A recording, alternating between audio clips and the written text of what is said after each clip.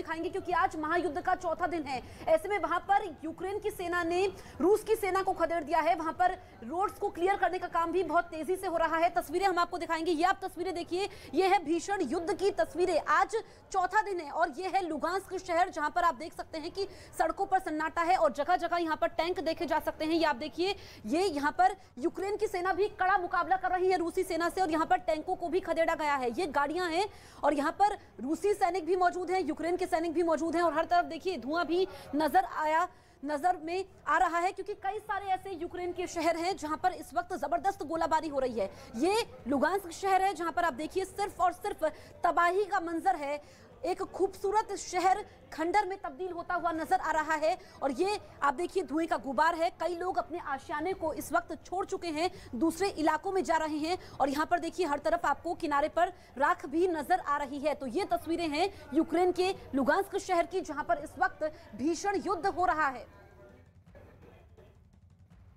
भी चल रही भीषण जंग के बीच पूरी दुनिया में यूक्रेन के एक सैनिक की जांबाजी की तारीफ हो रही है। दावा यह किया जा रहा है कि ये एक जवान रूस की फौज पर पूरे टैंक दस्ते पर किस तरह से भारी पड़ गया। इस एक फौजी ने रूस के टैंक दस्ते को घंटों तक रोक कर रखा, यानी कि एक जांबाज सैनिक किस तरह से यहां पर महायुद्ध के बीच अपनी जान की बाजी लगाता हुआ टैंक दस्ता रोकने के लिए पुल को उड़ाया। वो आपको बताते हैं, यूक्रेन के दक्षिणी छोर पर क्राइमिया है जिस पर 2014 में रूस ने कब्जा कर लिया था और रूस की फौज क्राइमिया के कई हफ्तों से यहां पर तैनात भी है और यहां पर यूक्रेन में दाखिल होने के लिए रास्ता एक पुल से होकर गुजरता है। और दावा यह है कि रूस की सेना के एक सैनिक ने किस तरह से टैंक का दस्ता रोकने के लिए पुल के साथ खुद को भी विस्फोटक से उड़ा लिया। ये जांबाजी देखिए किस तरह से सामने आई है, उसकी जांबाजी और यूक्रेन के लिए उसके सर्वोच्च बलिदान की यहां पूरी दुनिया में तारीफ हो रही है। यूक्रेन का ये सैनिक है। रूस की फौज उस रास्ते से यूक्रेन के दक्षिणी हिस्से में दाखिल होने वाली थी। दक्षिण में खेरसोन प्रांत है जहां पहुंचने की कोशिश रूस की सेना के जरिए की जा रही थी, लेकिन रूस को रोकने के लिए इस सैनिक ने यह कदम यहां पर उठाया।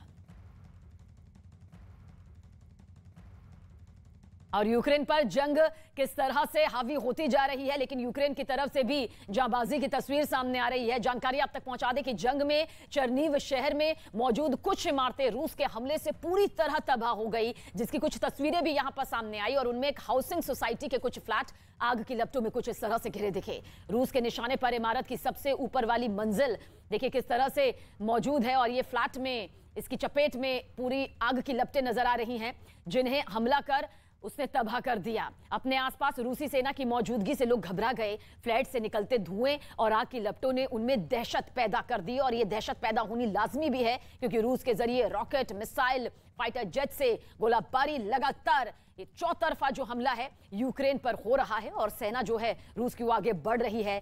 तबाही से जुड़ी ये तस्वीरें इस वक्त आपके सामने हैं। चरनीव की तस्वीर।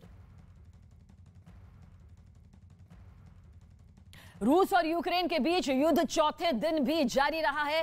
रूसी सेना यूक्रेन के अलग अलग इलाकों में गोलाबारी कर रही है। वॉलिस्किव में रूसी सेना ने तेल गोदाम पर भयानक हमला बोला, जिससे आग की लपटें जो हैं वो दूर दूर तक यहां पर फैलने लगी। हम इन लपटों को आप तक पहुंचा रहे हैं और वहीं यूक्रेन की सेना भी जवाबी हमला यहां पर कर रही है, मुंहतोड़ हमला यहां पर किया जा रहा है। 5 तस्वीरें इस वक्त आपके सामने मौजूद है। कीव में रूस के टैंक को यूक्रेन के सैनिकों ने उड़ा दिया। इन सभी के बीच युद्ध रोकने के लिए रूस पर अंतर्राष्ट्रीय दबाव भी बनाया जा रहा है। देखिए, इससे पहले भी रूस पर कई प्रतिबंध लगाए जा चुके हैं। हालांकि रूस कह रहा है कि उन्हें इन प्रतिबंधों से कोई फर्क नहीं पड़ता, वो अपने कदम यहां पर पीछे नहीं हटाएगा। फ्रांस के राष्ट्रपति ने बेलारूस को कड़ी चेतावनी यहां पर दी है। जॉन मैक्रो ने बेलारूस से कहा है कि वो अपने क्षेत्र से रूसी सैनिकों को हटाए। वहीं दूसरी तरफ यूक्रेन में फंसे भारतीय छात्रों को भारत सरकार वापस लाने का काम तेजी के साथ कर रही है। भारतीय विमान युद्ध में फंसे छात्रों को निकालकर वापस ला रहे हैं। तो पुतिन के सामने जेलेंस्की के जोश का अगर जिक्र करें तो ये हाई यहां पर नजर आ रहा है। मुकाबला लगातार किया जा रहा है और इस बीच बड़ी खबर, कीव में रूस के हमले और ज्यादा तेज हो गए हैं। आज हमले का चौथा दिन है। कीव पर कब्जे के लिए यह जंग तेज हो गई है। राजधानी कीव पर कब्जा करके रूस यूक्रेन को तोड़ देना चाहता है। यूक्रेन पर पूरी तरह से अपना आधिपत्य यहां पर जमा लेना चाहता है। तो यूक्रेन की राजधानी कीव में हमले और ज्यादा तेज हो गए हैं। कल हमने आपको दिखाया था कि किस तरह से रूसी सैनिक और यूक्रेन सेना जो है आमने सामने यहां पर आ चुकी है और यूक्रेन के सैनिकों से सीधी लड़ाई इस वक्त जारी है रूसी सैनिकों की। रूस यूक्रेन युद्ध का ये चौथा दिन और चौथे दिन में महायुद्ध से जुड़ी तस्वीरें और ज्यादा भयानक आनी लाजमी है, क्योंकि पिछले 3 दिनों का जिक्र करें तो लगातार एक के बाद एक धमाके, गोलाबारी, गोलीबारी, साथ ही साथ फाइटर जेट से हमले, मिसाइल से हमले, रॉकेट से हमले और पूरी तरह से तहस नहस करने की कोशिश रूसी सेना के जरिए की जा रही है। आप ये आग की लपटें देखिए, इन तस्वीरों को देखकर ये समझने की कोशिश करिए कि किस तरह से यूक्रेन की नाटो में शामिल होने की जो ख्वाहिश है वो फिलहाल भारी पड़ रही है यूक्रेन वासियों के लिए। हालांकि यूक्रेन के राष्ट्रपति ज़ेलेंस्की के जरिए बार बार कहा जा रहा है कि वो घुटने नहीं टेकेंगे, ना ही यूक्रेन को छोड़कर कहीं भागेंगे। यूएस का प्रस्ताव भी उन्होंने ठुकरा दिया। मदद जरूर मांग रहे हैं बाकी देशों से कि मदद के लिए हथियार भेजे, मदद के लिए सामने आए। इजरायल से मध्यस्थता की बात भी उन्होंने यहां पर की है, लेकिन यूक्रेन के सैनिकों से यह सीधी लड़ाई सामने। तो रूस यूक्रेन युद्ध का आज चौथा दिन है। कीव में कब्जे के लिए रूस भीषण गोलाबारी यहां पर किस तरह से कर रहा है उसकी हर तस्वीर हम आप तक पहुंचा रहे हैं। और फ्रांस ने बेलारूस को चेतावनी दी है और कहा है कि बेलारूस से रूस की सेना हटाई जाए। बेलारूस के लोग इस युद्ध में रूस की मदद को लेकर तैयार नहीं है। उन्होंने कहा कि यूक्रेनियन और बेलारूसियों के भाईचारे का जो बीच में संबंध यहां पर है और यूक्रेन के खिलाफ युद्ध में एक सहयोगी यहां पर होना चाहिए। ये देखिए किस तरह से मदद के तौर पर भी सामने आता है और यूक्रेन पर बेलारूस में बवाल किस तरह से सामने आ रहा है। फ्रांस के राष्ट्रपति का बयान यहां पर सामने आया है।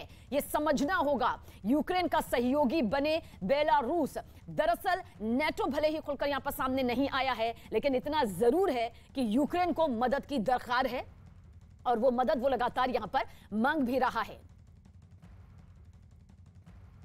तो महायुद्ध का ये चौथा दिन है और इस बीच एक और अपडेट आप तक पहुंचा देते हैं। यूक्रेन युद्ध के बीच ही पड़ोसी देश बेलारूस में बवाल मच गया है। वहां का बवाल आप समझिए। वहां की नेता स्वेतलाना ने दावा किया है कि बेलारूस के लोग इस युद्ध का हिस्सा नहीं बनना चाहते हैं, बल्कि उनको जबरदस्ती मौजूदा सरकार ने जंग में धकेल दिया है। बेलारूस की नेता अभी लिथुआनिया में रह रही हैं। असल में बेलारूस के राष्ट्रपति अलेक्जेंडर लुकाशेंको ने इस युद्ध में रूस का साथ दिया है, लेकिन इसी फैसले के खिलाफ हैं। मतलब यूक्रेन और रूस के बीच जो ये जंग छिड़ी हुई है बेलारूस में, विद्रोह जैसे हालात जो हैं, विद्रोह जैसी जो स्थिति है वो यहां पर पैदा हो चुकी है।